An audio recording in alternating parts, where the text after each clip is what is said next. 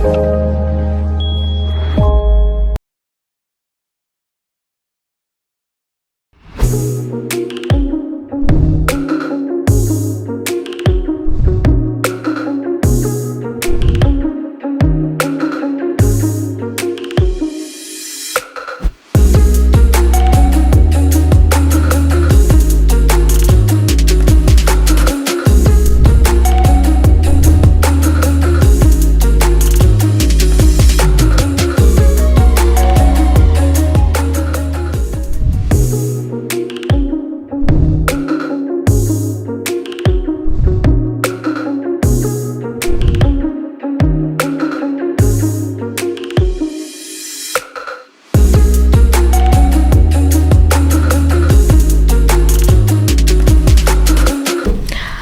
aku happy banget di depan aku bisa langsung review DJI FPV drone yang baru banget keluar.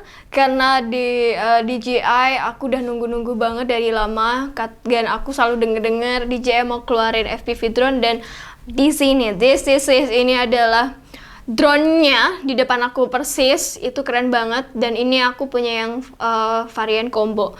Jadi kalau kalian ini bisa dapet Google-nya sama remote-nya. Cuman ada satu remote namanya motion control, itu dijualnya terpisah, nggak jadi satu. Jadi kalau kalian pengen punya motion control-nya itu bisa langsung beli dijual pisah, bisa ada di link bawah sini juga.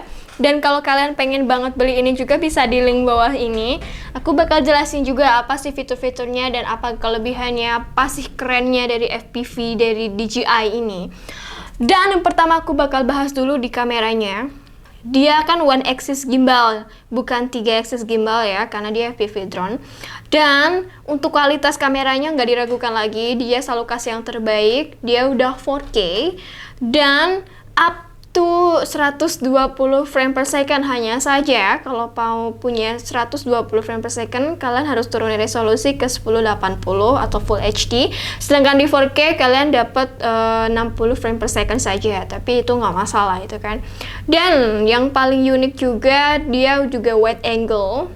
Dia udah wide angle 150 degree ya.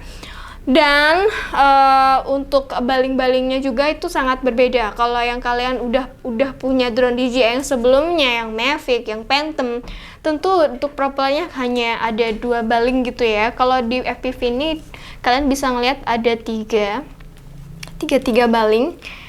Dan yang di sini dia sebut A dan sini B. Yang A itu CCW, yang B itu cewek. Jadi kalian bisa lihat ada tanda kalau misalkan yang A itu ada merahnya, sedangkan yang B itu nggak ada, hanya hitam aja gitu. Untuk segi desainnya ini juga keren banget, beda banget. Nih bisa dilihat dari bawah, dari belakang, dari atas, itu keren banget. Nah, yang aku bakal bahas selanjutnya adalah dari pertama itu di baterainya ya. Kalau di sebelum-sebelumnya baterai yang biasanya, drone-drone yang sebelumnya itu kan kalian hanya tinggal tekan sama tarik. Sedangkan untuk di FPV drone ini, kalian harus lepas dulu di sebelah sini, ditarik kayak gini. Kemudian kalian harus tarik di sebelah sini, ditekan, baru kalian bisa tarik. Sebentar, ini agaknya. Kalian bisa tarik baterainya seperti ini, oke?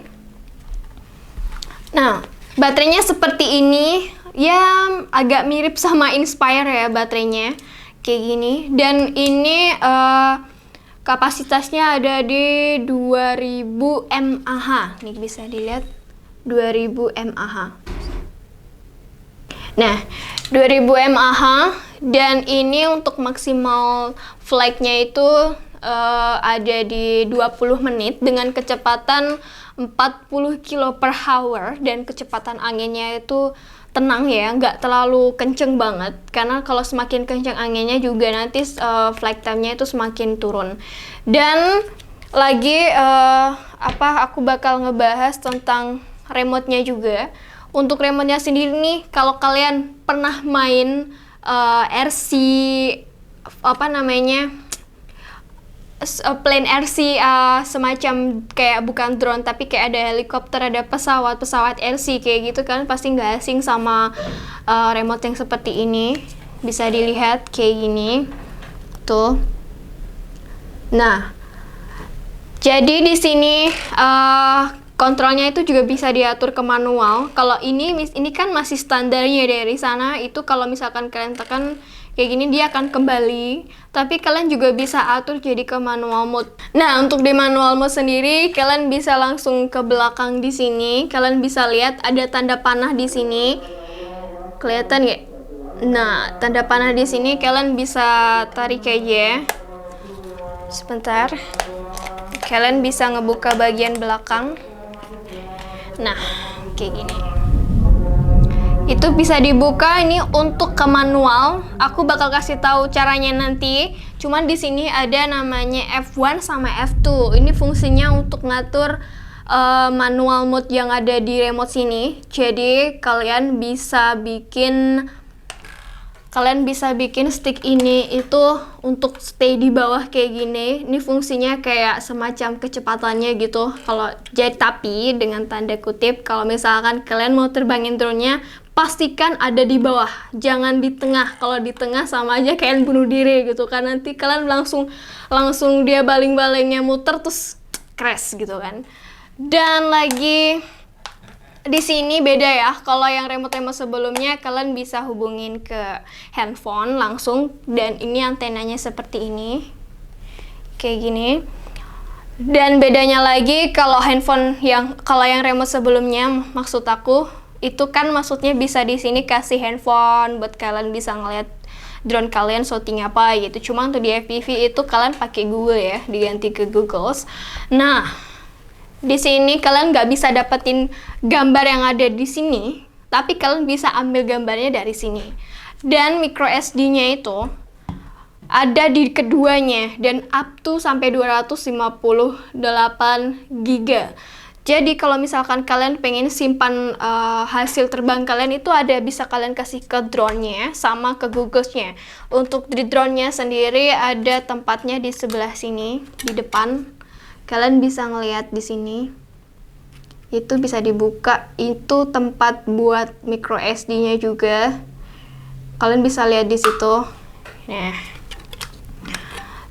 dan juga bisa ada port Type-C-nya, tipe C maksud aku. Dan juga untuk di Google-nya sendiri ada di sebelah sini. Kalian bisa ngelihat ini. Ada tulisannya untuk di micro SD dan juga ada port untuk Type-C. Jadi kalian bisa taruh micro SD di situ. Untuk gambarnya juga, misalkan kalian pengen simpan gambarnya, jadi kalian bisa taruh di keduanya. Dan misalkan nih untuk di FPV drone ini kan kalian juga pasti penasaran gimana ya cara settingnya, gimana kalau bukan pakai handphone. Nah, bagi kalian yang bingung gimana cara setting up-nya, gimana cara buat hubungin antara Google remote dan drone-nya, aku bakal kasih tunjuk ke kalian di video selanjutnya. Jadi jangan lupa ya, tetap subscribe dan komen, share, jangan lupa nyalain notifikasi loncengnya juga. Dan sebelum itu aku bakal kasih tahu juga untuk di FPV drone ini kalian dapat fitur-fitur yang terbaru. Jadi dia punya semacam rem dadakan di saat kalian terbang. Karena FPV drone ini kan punya kecepatan maksimal 140 km/h. Jadi kalian bisa bayangin itu cepatnya seperti apa. Nah, kalau misalkan kalian ada sedikit kalian saat terbanginnya kalian merasa kok aku hampir nabrak, kalian bisa ada brake untuk dia langsung tiba-tiba berhenti gitu. Tapi bukan berhenti jatuh ya, tetap dia terbang di udara, cuman dia akan langsung kayak stop, kayak kalian misalkan bawa motor atau mobil bisa langsung rem dadak gitu loh. Nah, yang kedua dia juga bisa kalau misalkan nih kalian belum berani nih untuk terbangin FPV ini langsung di luar, kalian bisa pakai simulator itu. Jadi kalian bisa download DJI simulatornya di DJI-nya langsung untuk mainin FPV ini. Kalau kalian rasa kalian udah bisa, baru kalian bisa langsung terbangin. Nah, kalau misalkan kalian bingung nih download di mana, aku bakal kasih linknya di bawah ini. Jadi kalian bisa langsung klik aja. Dan juga dia ada cruise controlnya juga. Dan aku udah jelasin tadi yaitu manual mode di remote-nya sendiri. Kemudian di mode terbangnya sendiri aku bakal kasih tahu kalian itu ada 3 mode, yaitu S mode, M mode, sama N mode. Nah, untuk di S mode sendiri, kalian bisa dapetin video FPV secara dinamis dan juga kontrolnya yang sudah disederhanakan. Dan kecepatan untuk S mode sendiri, dia berada di maksimal speednya tuh 27 meter per second. Dan ada juga N mode. N mode ini biasa dipakai untuk pengguna baru. Jadi memang DJI menyediakan mode untuk pengguna baru yang masih ragu bisa terbangin terlalu cepat, dan untuk di N mode ini kalian dapat kecepatan 15 meter per second. Dan yang terakhir adalah M mode.